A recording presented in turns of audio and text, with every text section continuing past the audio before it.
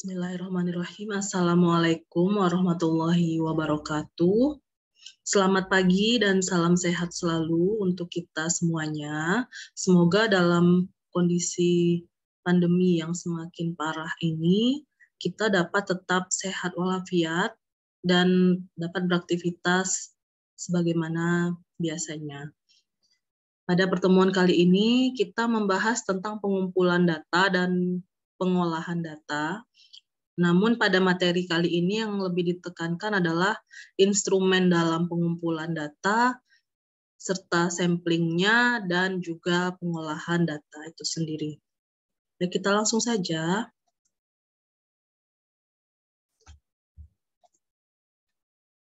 Data diperoleh melalui pengamatan dan juga pengukuran.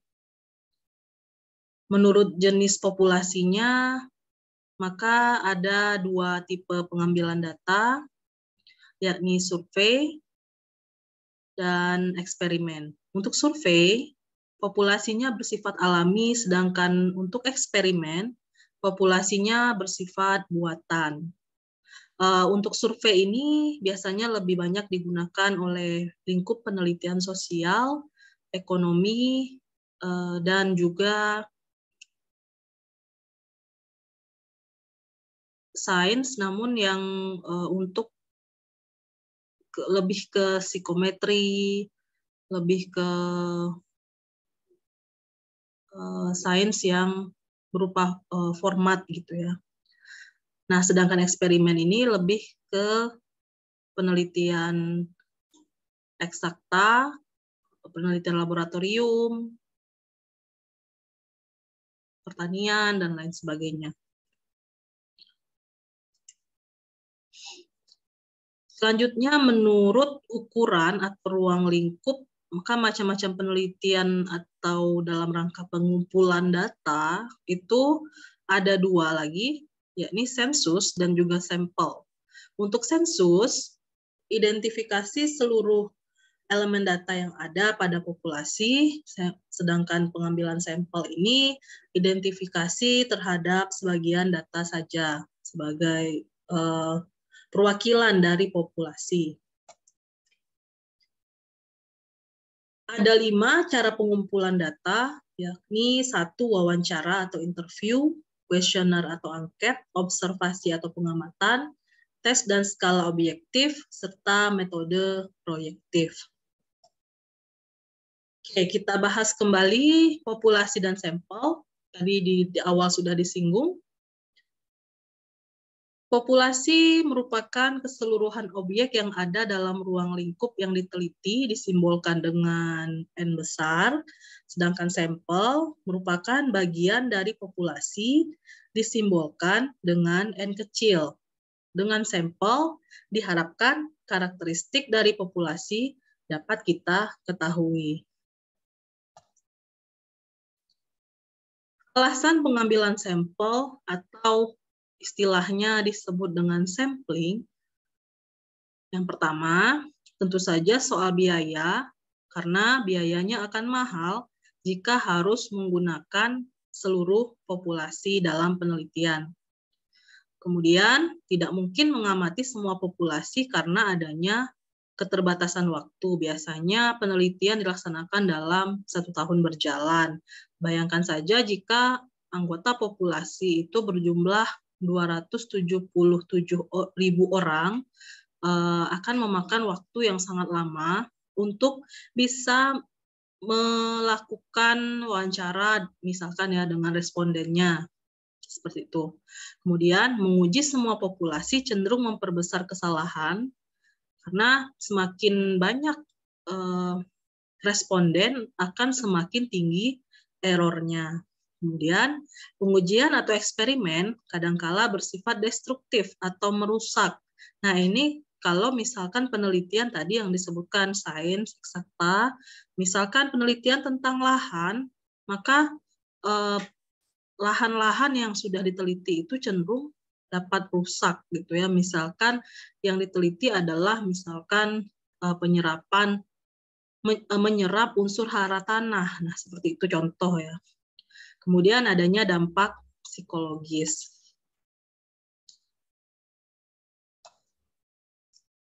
Oke, dalam pengambilan sampel tentunya ada teknik-teknik yang harus kita ketahui. Sampling itu sendiri terbagi dua, yakni probability sampling atau sampling dengan peluang, dan non-probability sampling atau sampling yang tidak disertai dengan peluang. Probability sampling sendiri terdiri atas yang pertama simple random sampling, dua sampling stratifikasi proporsi atau proportionate stratified random sampling, yang ketiga disproportionate stratified random sampling, dan yang keempat cluster sampling atau area sampling. Kemudian untuk sampling non peluang sendiri itu ada sampling sistematis, sampling kuota, sampling aksidental, purposive sampling, sampling jenuh, dan juga snowball sampling atau sampling bola salju.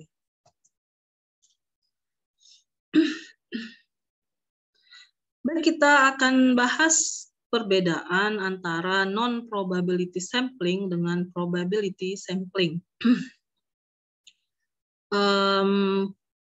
Yang pertama, menjadi kelemahan dari sampling non-peluang karena tidak memberi kesempatan yang sama bagi anggota populasi untuk dipilih menjadi sampel. Dan menjadi kelebihan dari sampling peluang karena memberi peluang yang sama bagi setiap anggota populasi untuk dipilih menjadi sampel. Untuk non-probability sampling, besar sampel itu biasanya tidak menggunakan rumus, langsung diambil saja. Misalkan sampling sistematis berapa di daftar itu bisa kita ambil saja. Dan probability sampling harus menggunakan N kecil dengan menggunakan formulasi tertentu, dan contoh yang paling sering digunakan itu Slovin, walaupun sebetulnya tingkat errornya tinggi ya kalau kita menggunakan rumus ukuran sampling Slovin. Oke, yang ketiga, untuk sampling non peluang itu gambaran populasinya kasar, sedangkan untuk probability sampling harus akurat. Gambaran populasinya lebih akurat karena memang harus jelas gitu. Populasinya harus jelas, didefinisikan agar bisa dimasukkan ke dalam rumus. Nah, yang keempat, non-probability sampling ini biasanya tidak dimaksudkan untuk generalisasi populasi ya, karena pengambilannya tidak pakai peluang gitu. Takutnya sampel yang terambil itu tidak representatif, sehingga kalau sekedar untuk membuat suatu kesimpulan untuk sepanjang sampel yang ada saja, itu tidak masalah. Namun jika non-probability sampling ini dimaksudkan untuk generalisasi populasi, itu kurang tepat. Sedangkan probability sampling itu dapat digunakan untuk mengeneralisir kondisi populasi. Itu kelebihannya lagi ya. Dan sudah disebutkan, sampel tidak representatif pada non-probability sampling, dan pada probability sampling, sampelnya representatif. Dan tentu saja, dari namanya saja sudah diketahui untuk non-probability sampling tanpa menggunakan konsep peluang, dan probability sampling menggunakan konsep peluang. Untuk pengambilannya, untuk menganalisisnya, non-probability sampling itu tidak diizinkan kita menggunakan uji statistika sebetulnya, walaupun ada banyak peneliti yang melanggar ini.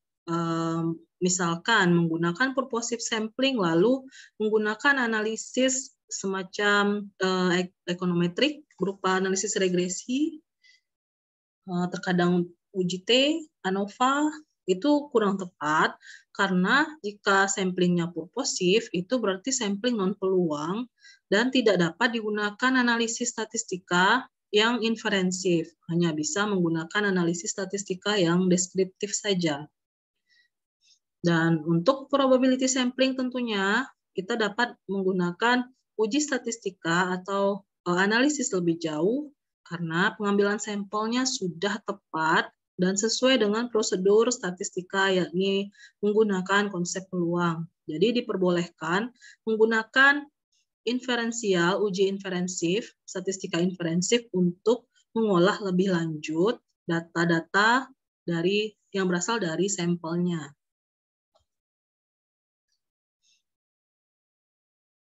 Oke, kita akan bahas satu persatu probability sampling ini. Yang pertama, sampling acak sederhana atau simple random sampling merupakan pengambilan sampel dari populasi dilakukan secara acak tanpa memperhatikan strata yang ada dalam populasi. Jadi kita undi saja gitu atau menggunakan bilangan random, diambil langsung dari keseluruhan populasi secara acak. Kemudian yang B, sampling acak bertingkat proporsional atau proportionate stratified random sampling. Populasi memiliki anggota yang tidak homogen dan berstrata secara proporsional.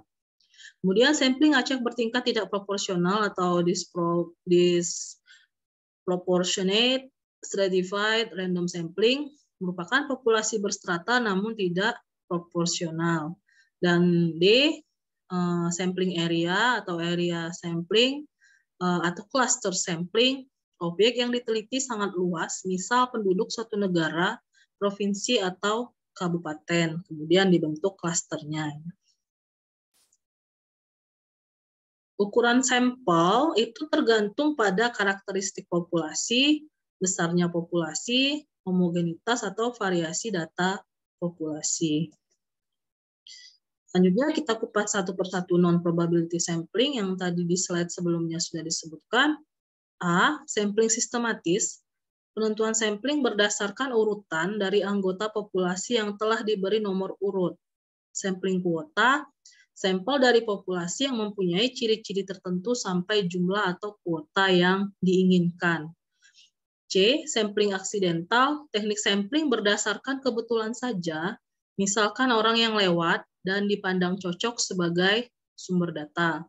Selanjutnya tadi yang disebutkan purposive sampling atau sampling purposive, teknik penentuan sampel untuk pertimbangan tertentu. Nah, purposive sampling ini biasanya pengambilan sampel yang disesuaikan dengan tujuan dari si peneliti. Contohnya, untuk kedokteran gigi, dokter gigi sedang membutuhkan pasien dengan gigi yang sudah habis semuanya, karena ingin meneliti tentang penggunaan gigi palsu keseluruhan, gitu ya. Biasanya untuk yang lansia ini sampelnya, dan ini terbatas sehingga digunakanlah sampling purposive. Jadi pengambilan sampelnya berdasarkan kebutuhan bahwa mencari pasien dengan, atau responden dengan rahang yang sudah giginya sudah dicabut semua. Nah, seperti itu namanya sampling purposive. Atau misalkan kita bawa ke perekonomian, peneliti ingin meneliti rumah tangga yang masih menggunakan kompor minyak tanah. Nah, ini kan zaman sekarang itu terbatas, sehingga tidak dapat kita cari responden banyak gitu ya kalau misalkan penelitiannya adalah kelurahan gitu. Kita paling dapat sedikit karena sekarang rumah tangga sudah kebanyakan menggunakan gas ya untuk memasak. Itu juga contoh sampling purposive. Kemudian yang E, sampling jenuh. Semua anggota populasi digunakan sebagai sampel, biasanya kurang dari 30 anggota. Yang terakhir, snowball sampling atau sampling bola salju. Penentuan sampel mula-mula kecil, kemudian sampel tersebut disuruh memilih anggota lain untuk dijadikan sampel, begitu selanjutnya. Jadi misalkan kita ke suatu kampus, kita ketemu mahasiswa di gerbang kampus tersebut, kita wawancarai atau kita minta mengisi kuesioner, lalu kita tanya lagi ke mahasiswa tersebut, ada nggak temennya yang mau jadi responden lagi? Lalu kita berikan kuesioner kepada teman yang dia maksud tadi, dan seterusnya seperti itu ya. Sehingga semakin lama semakin banyak sampelnya, dan itu adalah sifat dari bola salju yang menggelinding ya. Ketika dia menggelinding akan semakin besar, semakin besar, semakin besar. Dan pengambilan sampel dihentikan ketika peneliti merasa cukup untuk sampelnya.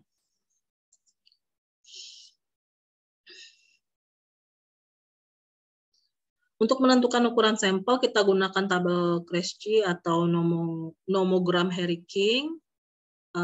Kemudian jumlah sampelnya 10% dari populasi, ini yang paling aman. Jumlah sampel harus lebih dari 30, karena sampel minimal dalam statistika itu minimal 30 ya. Karena 30 ini juga batasan dari peralihan uji T ke uji Z ya. Kalau kurang dari 30 itu uji T, lebih dari 30 uji Z. Dengan menggunakan rumus yang memperhitungkan tingkat kepercayaan dan tingkat kesalahan. Oke, itu tadi seputar pengambilan sampel atau pengambilan data atau pengumpulan data. Kita akan bahas selanjutnya adalah bagaimana kita menyajikan data. Baik, apa tujuan penyajian data? Yang pertama, agar mudah dipahami atau menyederhanakan data. Kemudian, lebih tepat atau efektif. Dan bentuk penyajian data yang umum atau populer digunakan adalah dalam tabulasi atau tabel dan juga grafik atau diagram. Tabel. Tabel atau daftar merupakan kumpulan angka yang disusun menurut kategori atau karakteristik data sehingga memudahkan untuk analisis data. Ada 3 macam jenis tabel menurut jumlah kategori dan karakteristik data. Yang pertama, tabel satu arah atau satu komponen, tabel 2 arah atau 2 komponen, tabel 3 arah atau tabel 3 komponen. Bagaimana cara membuat tabel? Yang pertama, tentukan dulu karakter atau unsur-unsur tabel, yakni judul tabel, kepala tabel, isi tabel atau badan tabel, kemudian kolom, baris, dan sumber.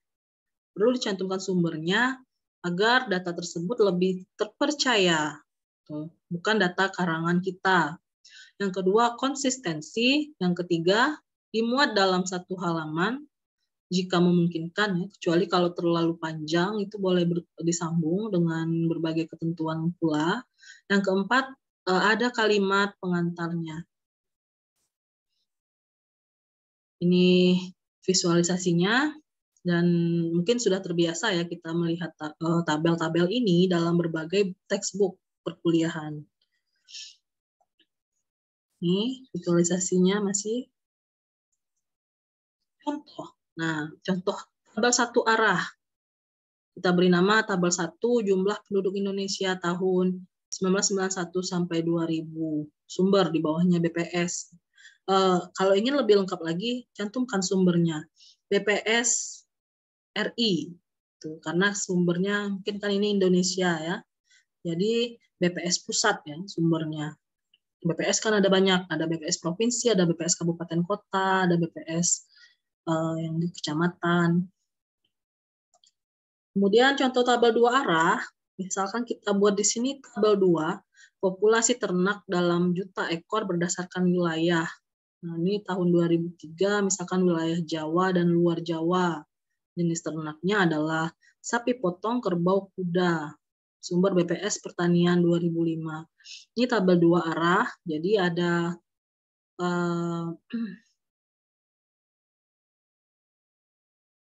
ada jenis ternaknya dan ada wilayahnya. Kalau tadi hanya satu variabel saja. Oke, tabel 3 arah. Tabel 3, berat badan rata-rata anak Indonesia prasekolah. Beratnya untuk pria dan wanita dipisahkan, ada umur juga di sini. Sumbernya tanyadokter.com. Tuh. Karena di sini ada umur, ada berat badan, ada jenis kelamin. Jadi dia 3 arah ya, ada 3 variabel yang dia muat. Oke, selanjutnya selain tabel kita dapat menyajikan data dalam grafik. Penyajian data dengan grafik dianggap lebih komunikatif karena dalam waktu singkat dapat diketahui karakteristik dari data yang disajikan. Dan jenis-jenis grafik itu ada banyak, namun ada 5 yang sering digunakan oleh peneliti. Yang pertama adalah grafik batang atau diagram batang atau bar chart. Kemudian ada grafik garis atau line chart atau diagram garis ya. Kemudian ada grafik lingkaran atau diagram lingkaran atau pie chart. Kemudian grafik gambar atau piktogram, dan kemudian ada kartogram atau grafik peta. Masing-masing memiliki kegunaan dan fungsi yang berbeda-beda tergantung penelitian. Maksudnya di sini tidak mesti penelitian sebenarnya. Jika tidak penelitian, mungkin ingin membuat suatu karya tulis ilmiah, itu juga dibutuhkan pengumpulan dan penyajian data. Oke, cara membuat grafik. Yang pertama, tentukan dulu karakter grafiknya, sumbu Y-nya apa, variabelnya, kemudian sumbu X itu variabel apa. Kita buat judul grafik di bawah grafik tersebut. Dan ada catatannya di samping grafik tersebut. Yang kedua, upayakan kita konsisten ya. Misalkan untuk tabel itu satuannya kilogram, maka di grafik pun juga kilogram. Atau kalau mau dijadikan gram, maka di grafiknya pun gram juga. Dan tidak boleh berbeda-beda. Misalkan data pertama itu gram, data kedua kilogram, itu tidak boleh. Tapi harus diseragamkan karena dia terletak pada satu sumbu yang sama. Jadi upayakanlah konsisten dalam pembuatan grafik. Kemudian upayakan grafik ini tidak terpotong atau tidak terlalu besar, ukurannya proporsional dan bisa dimuat dalam satu halaman. Kemudian ada kalimat pengantarnya. Jadi tidak ujuk-ujuk langsung ada grafik gitu. Harus ada kalimat pengantar gitu, atau paragraf pengantarnya. Nah, grafik batang sendiri ya ada 5. Yang pertama grafik batang tunggal, kedua grafik batang berganda, ketiga grafik batang komponen berganda, keempat grafik batang persentase komponen berganda, dan yang kelima grafik batang berimbang neto. Mari kita lihat grafik batang tunggal, ini contoh visualisasinya. Ini yang sering sekali, ini paling simpel dan paling mudah dan sering digunakan oleh peneliti atau penulis karya tulis ilmiah atau artikel. Kemudian grafik batang berganda. Nah, di sini ada penggunanya dikategorikan. Nah, jadi itu yang membuat dia menjadi multiple atau berganda.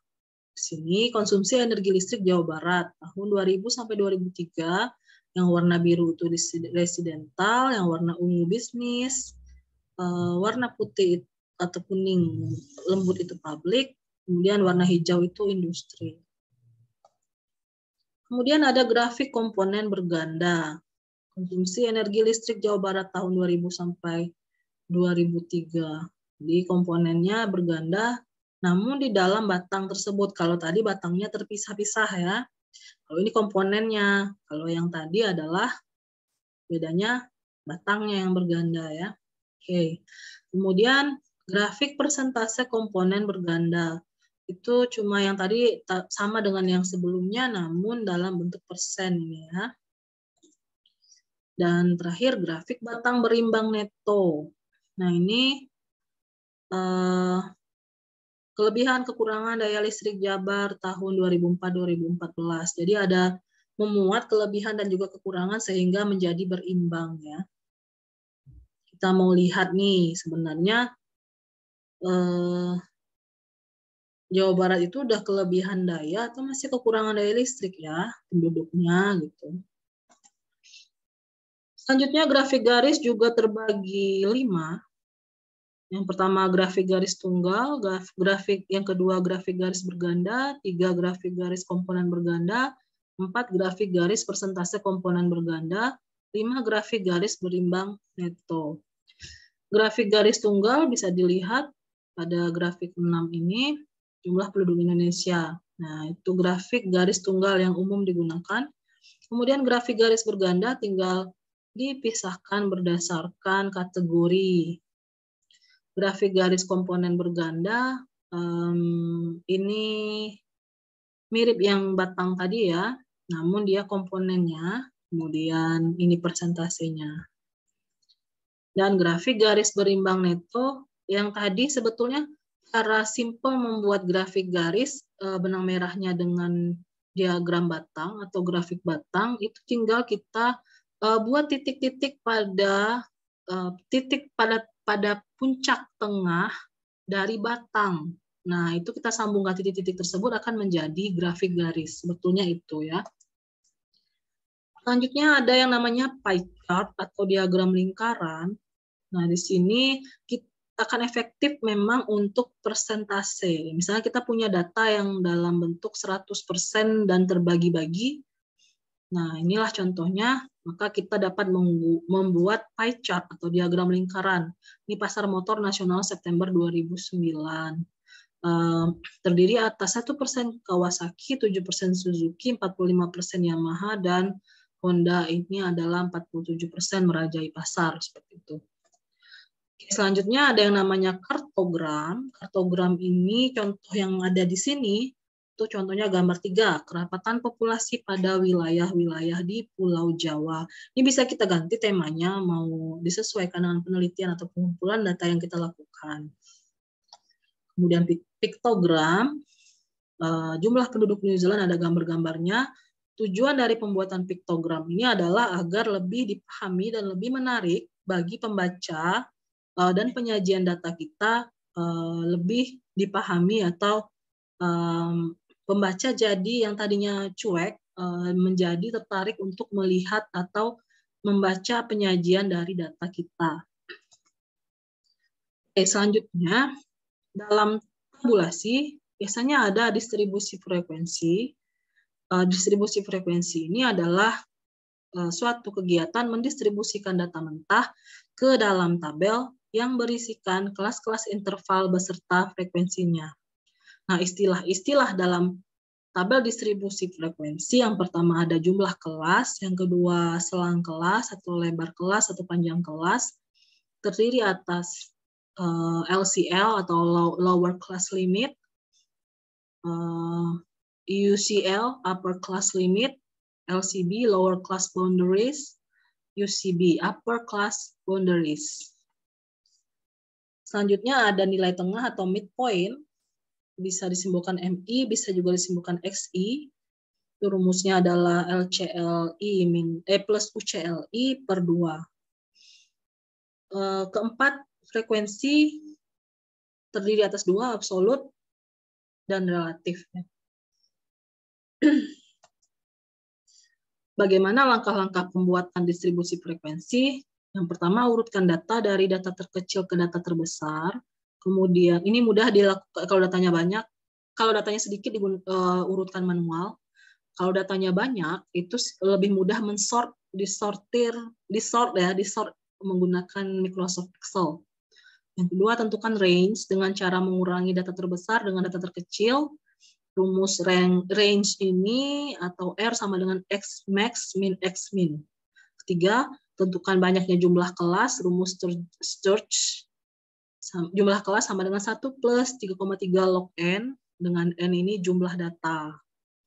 4, tentukan besarnya interval kelas, selang kelas, lebar kelas, panjang kelas dengan cara membagi range dan JK. Lebar kelas R per JK. Bisa juga dengan LCLI plus 1 min LCLI. Bisa juga dengan UCLI plus 1 min UCLI. Kemudian penentuan LCLI sama dengan X min, tidak harus ya. Kemudian tabel distribusi dan grafik, histogram, poligon, frekuensi, ogive. Jadi berdasarkan tabel itu kita bisa bentuk lagi namanya histogram, poligon, frekuensi, dan juga ogive. Berdasarkan tabel distribusi frekuensi.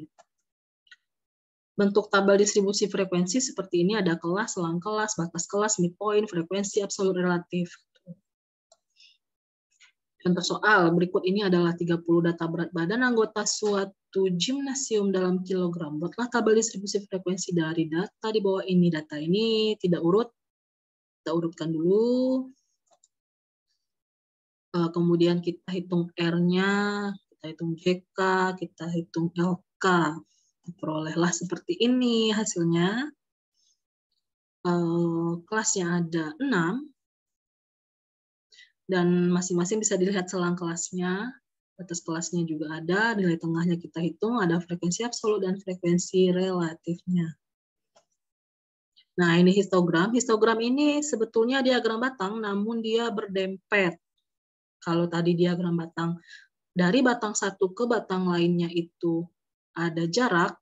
Nah, untuk histogram itu berdempet atau berdekatan.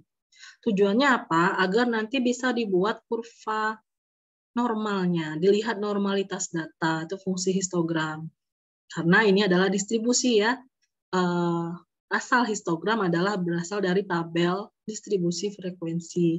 Jadi kita diperkenankan melihat normalitas data berdasarkan histogram ini.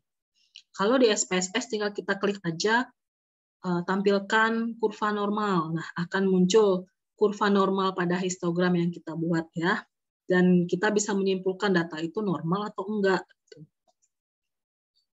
Selanjutnya poligon distribusi frekuensi berat badan. Ini bisa kita lihat mirip dengan diagram garis, tapi dia poligon karena berasal dari data yang berupa distribusi frekuensi, tabulasi distribusi frekuensi.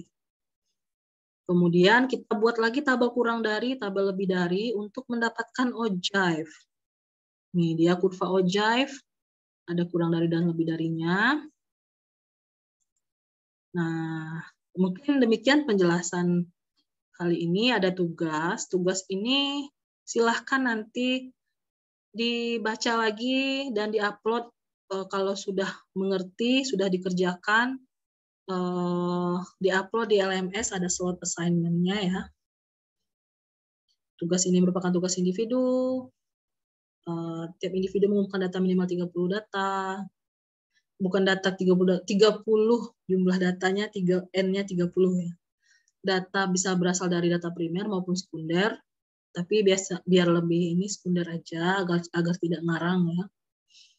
Maksudnya sekunder sumbernya dari BPS misal, atau dari tadi Klik Dokter gitu, atau dari website tertentu.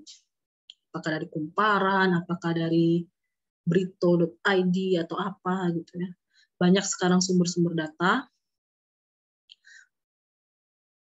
Cantumkan sumber data tersebut. Kemudian upayakan tiap mahasiswa tidak boleh membahas data yang sama. Tugas ditulis pada kertas bergaris, ya kalau bisa double folio agar lebih leluasa Anda membuat tabel distribusi frekuensinya ya. Kemudian olah data tersebut menjadi distribusi frekuensi. Ini biar lebih asik, sebetulnya datanya jangan N sama dengan 30 ya, kalau bisa lebih. Karena akan dibagi menjadi kelas gitu, kelas-kelas. Dan kalau cuma 30 kurang seru ya. Kemudian cantumkan langkah-langkah pembuatan distribusi frekuensinya dan buatlah poligonnya, histogramnya, dan ogive-nya. Ini juga ada latihan soal. Ini latihan soal, jadi setelah penjelasan ini silahkan Anda semua kulik-kulik ini untuk latihan saja. Ibu harap dikerjakan, walaupun tidak dikumpul ya. Ini dikotret-kotret pada kertas catatannya, buku catatannya, atau bindernya. Dan kalau sudah lihat kunci jawabannya, benar nggak yang Anda kerjakan? Tuh, ini contoh ya, latihan soalnya. Oke, demikian materi pada pagi hari ini. Semoga dapat dipahami, semoga bermanfaat, dan semoga tidak ada kendala dalam pengerjaan latihan soal dan tugas-tugasnya ya. Jika ada pertanyaan, silakan ditanyakan di WA Group atau Japri, tapi Ibu sarankan WA Group saja agar teman-temannya bisa menyimak juga dan bisa memahami juga. Oke, demikian. Mohon maaf jika terdapat kesalahan dalam penyampaian. Terima kasih atas perhatiannya. Selamat pagi. Assalamualaikum warahmatullahi wabarakatuh.